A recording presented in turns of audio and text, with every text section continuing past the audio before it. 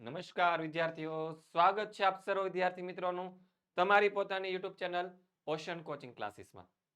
વિદ્યાર્થી મિત્રો, દ્વિતીય પરીક્ષા તમારી ખૂબ જ નજીક આવી રહી છે. તો આ દ્વિતીય પરીક્ષાની તૈયારી કરવા માટે નવનીત કંપની દ્વારા સરસ મજાનું એક સાહિત્ય તૈયાર કરવામાં આવેલું છે. જી હા, નામ છે વિકાસ પરીક્ષા લક્ષી અસાઇનમેન્ટ.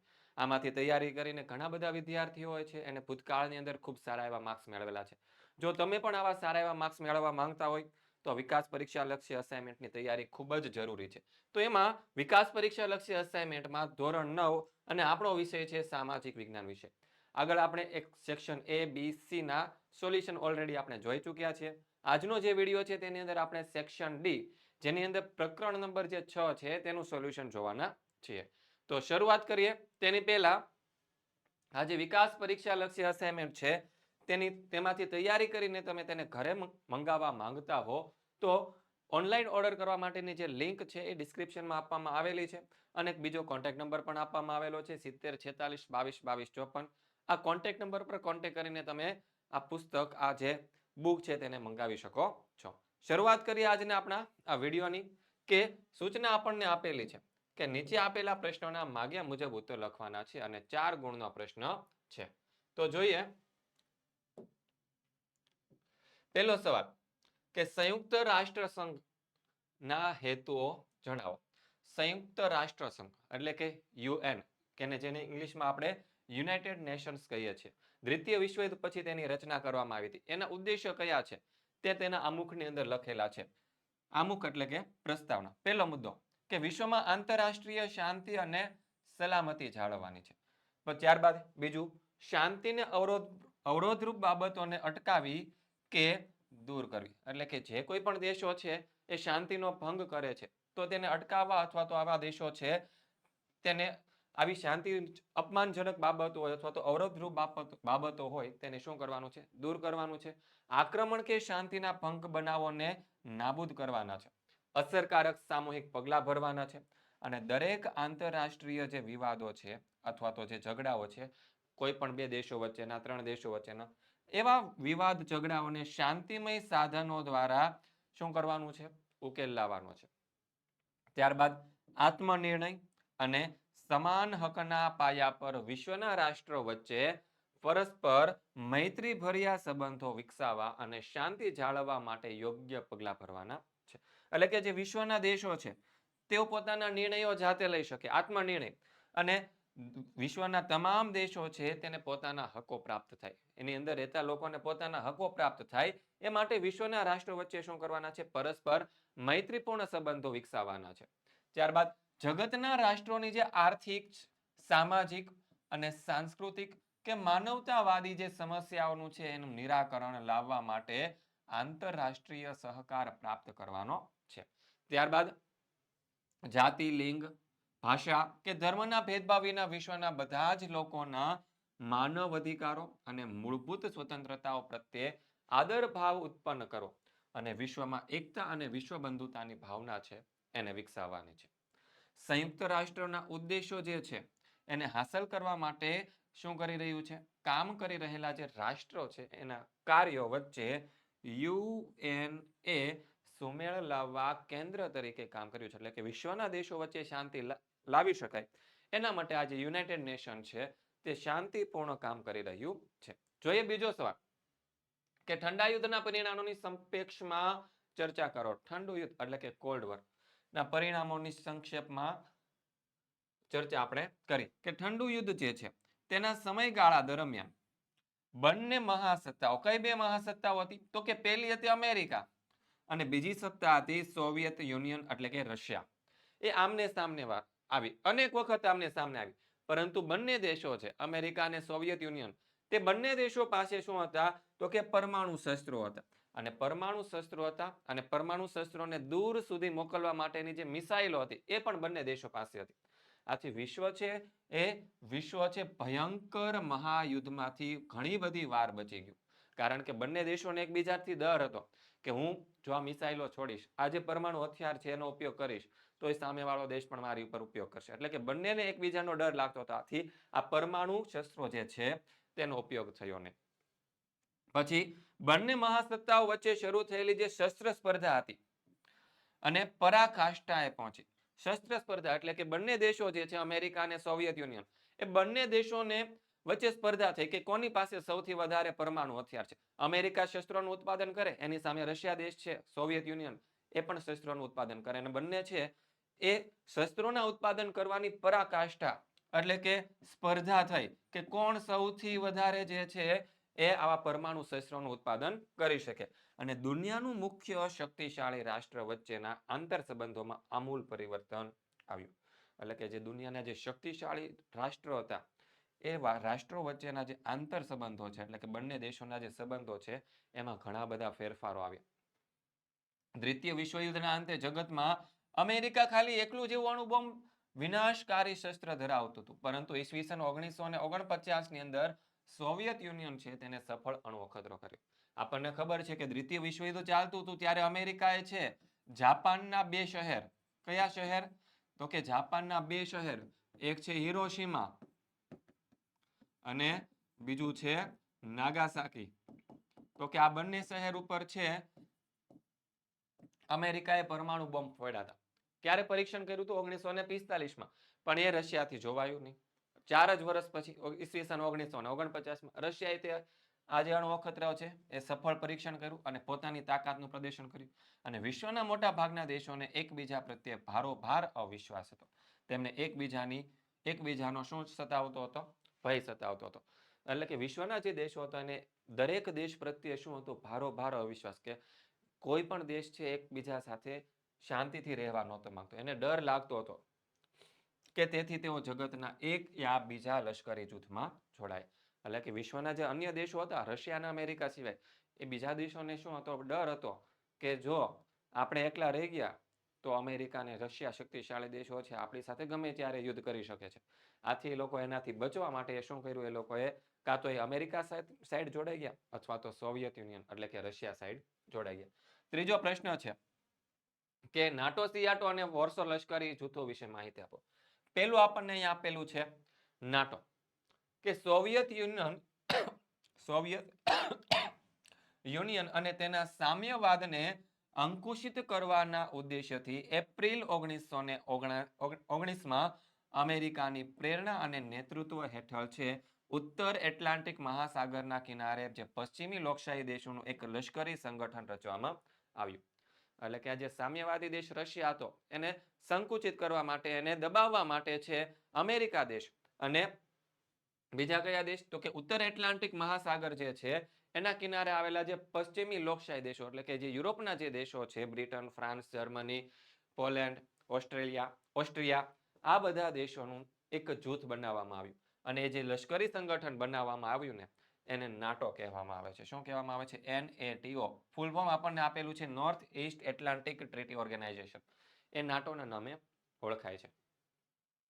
બીજું સંગઠન છે સિયાટો. તે ઇંગ્લેન્ડ અને અમેરિકા દક્ષિણ પૂર્વ એશિયાનું સામ્યવાદી વિસ્તારવાદ સામે રક્ષણ કરવા માટે ઈસવીસન 1954માં સિયાટોની રચના કરવામાં આવી. એટલે કે આ જે બ્રિટન અને અમેરિકાએ જે નાટો સંગઠન બનાવ્યું ભેગા મળીને, એનાથી બચવા માટે રશિયા, સોવિયત યુનિયને છે ઈસવીસન 1954ની અંદર સિયાટો નામનું એક સંગઠન બનાવ્યું. એનું નામ હતું South East Asia treaty organisation. એવા લશ્કરી જૂથની શું કરવામાં આવી? રચના કરવામાં આવી. એ સોવિયત યુનિયન દ્વારા કરવામાં આવી. ત્યારબાદ ત્રીજું છે આપણું વોર્સો કરાર. તો કે અમેરિકાની પ્રેરણા અને નેતૃત્વ હેઠળ રચાયેલા જે નાટો અને સિયાટો લશ્કરી જૂથોના વધતા જતા પ્રભાવને અટકાવવા, એટલે કે અમેરિકા દ્વારા જે નાટો સંગઠન બનાવવામાં આવ્યું હતું, પછી સોવિયત યુનિયન દ્વારા જે સિયાટો સંગઠન બનાવવામાં આવ્યું હતું, એ બંનેનું જે લશ્કરી સંગઠન છે એ વધી રહ્યું હતું. તો એના પ્રભાવને અટકાવવા માટે અને તેમની વિરુદ્ધમાં સોવિયત યુનિયનની નેતાગીરી નીચે યુરોપના સામ્યવાદી દેશોએ વોર્સો કરાર નામના લશ્કરી જૂથની રચના કરી. અને આલ્બેનિયા, બલ્ગેરિયા, ચેકોસ્લોવાકિયા, પૂર્વ Germany, Hungary, Poland, Romania, Russia, આ બધા દેશો આ લશ્કરી જૂથના સભ્યો હતા. ત્યારબાદ ચોથો સવાલ, જર્મનીના ભાગલા અને એકીકરણ વિશે શું છે ટૂંકમાં સમજાવવાનું છે. તો કે દ્વિતીય વિશ્વયુદ્ધ ને અંતે જે જર્મની દેશ હતો તેનો પરાજય થઈ ગયો હતો અને રાજ્ય વ્યવસ્થા હતી, એની જે સામાજિક વ્યવસ્થા હતી અને અર્થતંત્ર હતું એ સંપૂર્ણપણે શું થઈ ગયું હતું? ભાંગી ગયું હતું. એટલે કે જર્મની દેશ બહુ ખરાબ રીતે હારી ગયો હતો દ્વિતીય વિશ્વયુદ્ધમાં. અને એ સમયે જર્મનીને ફરીથી બેઠું કરવા માટે એવો કોઈ નેતા દેશમાં હતો. એટલે કે જર્મની દેશ છે ફરીવાર ઊભો થઈ શકે એવો હવે એની પાસે કોઈ શક્તિશાળી નેતાઓ હતા નહીં. અને વિશ્વયુદ્ધ પૂરું થતા જર્મનીને 4 વહીવટી વિસ્તારોમાં વહેંચી દેવામાં આવ્યું. દ્વિતીય વિશ્વયુદ્ધના છેલ્લા તબક્કા દરમિયાન સોવિયત યુનિયનની લાલ સેના એટલે કે રેડ આર્મી એ જર્મનીના પૂર્વ ભાગ ઉપર લશ્કરી કબજો જમાવ્યો. તેથી શું થયું? પૂર્વ જર્મનીનો વહીવટ છે એ સોવિયત યુનિયનને સોંપવામાં આવ્યો. જર્મનીના નૈઋત્ય ભાગને વહીવટી અમેરિકાને, ફ્રાન્સની નજીક આવેલા પ્રદેશોને વહીવટી ફ્રાન્સને આપવામાં આવ્યો અને નેધરલેન્ડ એટલે કે હોલેન્ડ અને બેલ્જિયમને અડીને આવેલો જે જર્મનીનો પ્રદેશ હતો, વહીવટ હતો, તે બ્રિટનને સોંપવામાં આવ્યો. અને ભૌગોલિક રીતે જે પૂર્વ જર્મનીમાં આવેલી જે પાટનગર હતું બર્લિન, એને પણ એવી રીતે 4 વિભાગોમાં વહેંચી દેવામાં આવ્યું. એટલે કે 4 અલગ અલગ ભાગ પાડી દેવામાં આવ્યા. એક ભાગ રશિયાએ લઈ લીધો, એક અમેરિકાએ લઈ લીધો, એક ફ્રાન્સે લઈ લીધો, એક બ્રિટને લીધો. અને એવી રીતે જે જર્મનીનું પાટનગર હતું બર્લિન, એને 4 ભાગમાં વહેંચી દેવામાં આવ્યું. અને તેના પર 4 દેશોના વહીવટ સ્થાપવામાં આવ્યા. અને વહીવટી એકતા માટે સંકલન સમિતિની રચના કરવામાં આવી. અને આ સત્તા જૂથો વચ્ચે છે અવિશ્વાસનું વાતાવરણ સર્જાતા પૂર્વ જર્મની પર પોતાની સત્તા જમાવી રહેલ રહેશે એવો ડર સોવિયત યુનિયનને લાગ્યો. એટલે કે આ જે સત્તા જૂથો હતા 4 દેશ, એમાં સોવિયત યુનિયન હતું તેને ડર લાગ્યો કે આ જે સત્તા છે સમાવીને બેઠા છે અમેરિકા, ફ્રાન્સ અને બ્રિટન, તેને એવું એ છે કે પોતાની સત્તા એના વિસ્તારમાં જમાવી દેશે એવો ડર સોવિયત યુનિયનને લાગ્યો. તેથી તેને શું કર્યું? પૂર્વ જર્મનીમાં પોતાને જે સામ્યવાદી પક્ષની પૂતળા સરકાર સ્થાપિત. એટલે કે પૂર્વ જર્મનીનો વિસ્તાર હતો ત્યાં સામ્યવાદી પક્ષની સરકાર સ્થાપિત. અમેરિકા, ફ્રાન્સ અને બ્રિટને પોતાના વહીવટી નીચેની પશ્ચિમ જર્મનીના પ્રદેશોનું શું કરી દીધું? એકીકરણ કરી ફેડરલ રિપબ્લિક ઓફ જર્મનીની રચના કરી. અને પશ્ચિમ જર્મનીના 3 વિભાગોનું એકીકરણ કરવામાં આવ્યું. તેમાં બર્લિનના 3 વિભાગોને એક કરવામાં આવ્યા. એ રીતે જર્મનીના 3 ભાગો એક કરવામાં આવ્યા. એવી રીતે આજે એની રાજધાની હતી બર્લિન, તેના પણ ભાગોને એક કરવામાં આવ્યા. અને આ પ્રક્રિયાના વિરોધરૂપ સોવિયત યુનિયન હતું તેણે એપ્રિલ 1948માં બર્લિનની નાકાબંધી જાહેર કરી. શું કરી? બર્લિનની નાકાબંધી. અને પરિણામે જે પશ્ચિમી દેશો હતા અને સોવિયત યુનિયન હતા એના વચ્ચે ભારે તણાવ ઊભો થયો. અને આ પરિસ્થિતિમાં જે પશ્ચિમ બર્લિન અને પૂર્વ બર્લિન એમ જુદી પાડતી 42 કિલોમીટર લાંબી ઊંચી દિવાલ બનાવવામાં આવી. એટલે કે પૂર્વ બર્લિન અને પશ્ચિમ બર્લિન વચ્ચેથી એક લાંબી દિવાલ બનાવી દેવામાં આવી. પૂર્વ બર્લિન હતું તે રશિયા પાસે હતું, પશ્ચિમ બર્લિન હતું તે અમેરિકા, ફ્રાન્સ અને બ્રિટન પાસે હતું. ઉપરયુક્ત બનાવોના 4.5 દશકના સમયમાં વિવિધ કારણોસર ઠંડા યુદ્ધની સ્થિતિમાં પરિવર્તન આવ્યું. એટલે કે ઉપરયુક્ત જે બનાવો બન્યા પછી 4.5 દશક જતા રહ્યા. 4.5 દશક એટલે કે લગભગ 40-45 વર્ષ જેટલો સમય જતો રહ્યો. અને સામ્યવાદી જે યુરોપ દેશ હતો એના પૂર્વ દેશો અને પશ્ચિમ યુરોપના લોકશાહી દેશો વચ્ચેનું અંતર ઘટવા લાગ્યું. અને પરિણામે છે સોવિયત યુનિયનનું શું થયું? 14 રાજ્યોની અંદર વિઘટન થયું. અને એ પ્રક્રિયા એક ભાગરૂપે 3 ઓક્ટોબર 1990ના દિવસે પશ્ચિમ જર્મની અને પૂર્વ જર્મનીનું શું થઈ ગયું? એકીકરણ થયું. અને જર્મન પ્રજાના જે દુઃખ, યાતનાઓ, સંતાપ અને ક્રૂરતા ભર્યા જોર જુલમના પ્રતીક સમી જે બર્લિનની જે દિવાલ હતી તેને હર્ષોલ્લાસ સાથે તોડી પાડવામાં આવી. એટલે કે જે દિવાલ વચ્ચે બનાવવામાં આવી તેને તોડી નાખવામાં આવી. અને એ દિવાલ જમીનદોસ્ત થતા સમગ્ર જર્મન પ્રજાને છે એ ભારે ખુશી અને આનંદ થઈ. અને સંયુક્ત બનેલા જર્મનીએ ઈસવીસન 1990 પછી દશકમાં ખૂબ જ ઝડપથી પ્રગતિ કરી. અને પરિણામે રાજકીય, આર્થિક, વેપાર, વાણિજ્ય, સામાજિક ક્ષેત્રે છે પ્રગતિ સાધીને યુરોપના સંપન્ન રાષ્ટ્ર છે આજે પાછું જર્મની બની ગયું છે. છેલ્લો સવાલ, ભારત અને યુએસએ. યુએસએ એટલે કે યુનાઇટેડ સ્ટેટ્સ ઓફ અમેરિકા. એટલે કે અમેરિકા વચ્ચેના જે સંબંધો છે એની સંક્ષેપમાં વર્ણન કરવાનું છે. તો કે ભારત અને યુએસએ વચ્ચે જે બંને લોકશાહી દેશો છે પણ ભારત અને યુનાઇટેડ સ્ટેટ્સ વચ્ચે અનેક સમાનતાઓ હોવા છતાં છેલ્લા 5 દાયકા દરમિયાન તેમની વચ્ચેના જે સંબંધો છે એમાં નોંધપાત્ર ચડાવ ઉતાર આવ્યા છે. આઝાદી મેળવ્યા પછી ભારત પોતાના નેતૃત્વ હેઠળના જે લોકશાહી સત્તા જૂથમાં જોડાઈ જશે એવી યુએસએને અપેક્ષા હતી. પરંતુ ભારત છે એક પણ સત્તા જૂથમાં ન જોડાયું અને તેને બિન જોડાણવાદી નીતિ અપનાવી અને ભારતનો આ નિર્ણય છે મહાસત્તા જે યુએસએ છે એને ગમ્યો નહીં.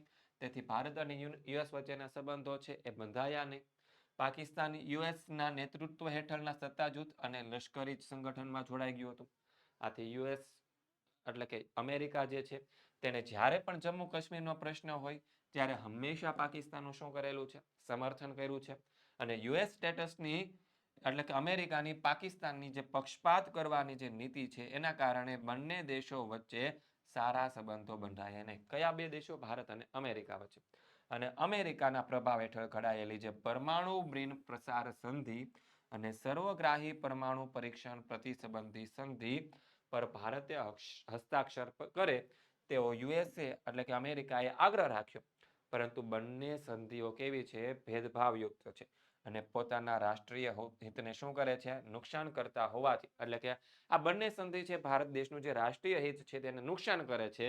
આથી ભારતે તેના ઉપર હસ્તાક્ષર કર્યા નથી અને પોતાના ઈરાદાઓ અને આગ્રહની શું થતા અવગણના થતા યુએસ ભારત પર નારાજ થયું. જ્યારે ઈસવીસન 1998માં ભારતે પોખરણ એટલે કે રાજસ્થાનની અંદર આવેલો એક પ્રદેશ છે ત્યાં સફળ પરમાણુ અખતરો કર્યો ત્યારે યુએસ ભારત પર છંછેડાયો એટલે કે અમેરિકા છે ભારત ઉપર ગુસ્સે થયું અને તેણે ભારત સામે કેટલાક છે પ્રતિબંધો મૂક્યા. પરિણામે બંને દેશો વચ્ચે શું થયા છે? ઘણા બધા મતભેદો ઊભા થયા. પણ સમય જતા 11 સપ્ટેમ્બર 2001ના દિવસે યુએસ એટલે કે અમેરિકા એના ન્યુયોર્ક શહેરમાં આવેલા જે વર્લ્ડ ટ્રેડ સેન્ટર હતું ત્યાં વિનાશક આતંકવાદી હુમલાના બનાવ પછી યુએસ એટલે કે અમેરિકા અને ભારત વચ્ચેના સંબંધમાં છે નોંધપાત્ર સુધારાઓ થયા. અને સપ્ટેમ્બર 2014માં અને 2015માં ભારતના વડાપ્રધાન નરેન્દ્ર મોદીજી છે તેણે અમેરિકાની મુલાકાત લીધી હતી અને સંયુક્ત રાષ્ટ્રોની જે મહાસભા હતી તેના પણ સંબોધી હતી. અને એ સમયે જે ભારત યુએસ એટલે કે અમેરિકાના જે પ્રમુખ હતા પ્રેસિડેન્ટ એનું નામ હતું બરાક ઓબામા.